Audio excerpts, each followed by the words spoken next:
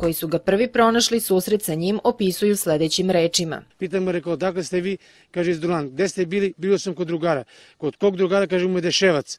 Pa gde taj čovjek se nalazi, kaže, da sad je rekao ispred mosta, da li ovamo iza mosta. On tako pričao.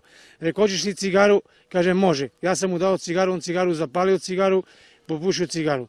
Međutim, došao milicioner, pita, kaže, rekao, mogu da ga brkam, vidim da li ima ličnu kartu. Imaš ličnu kartu, dokumentaciju? Kaže, imam. Ja ga brkam, nema ličnu kartu, nema ništa o sebi.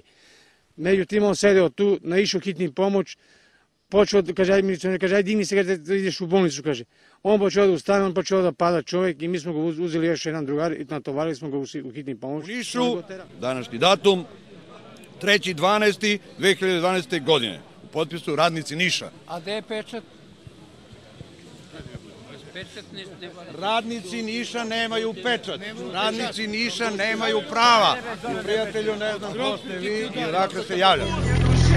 Lepo dale, glupe! Alo! Ej!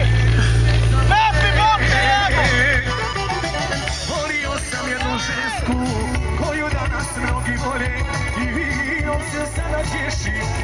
Pepi, stani, bok te jebo! Pepi! Pa gde stani, bok te jebo, kaj si glup? Alo! Pa gde stani, pukle budu, bok te jebo! A gde je pukla, bok te jebo?